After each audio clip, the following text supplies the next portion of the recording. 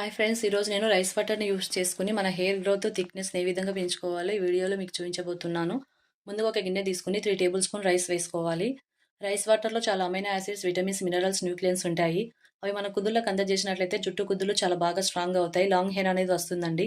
పలచబడిన జుట్టు అదంతా చాలా లావుగా అవుతుందండి.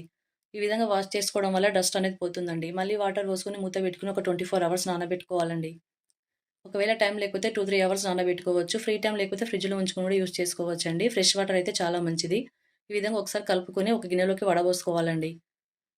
వడబోసుకున్న తర్వాత కొద్దిగా షాంపూ వేసుకోవాలి. 2, 3 డ్రాప్స్ కోకోనట్ ఆయిల్ వేసుకోవాలండి. ఈ విధంగా మిక్స్ అయ్యే వరకు బాగా కలపాలండి. మీకు ఈ వీడియో నచ్చినట్లయితే ప్లీజ్ సబ్స్క్రైబ్ చేయండి, లైక్ చేయండి, కామెంట్ చేయండి. మరొక గ్లాస్‌లోకి వడబోసుకోవాలండి. ఈ విధంగా కలుపుకున్న తర్వాత ఒక గ్లాస్‌లోకి వడబోసుకోవాలండి. మనకు రైస్ వాటర్ రెడీ అయినట్టేనండి.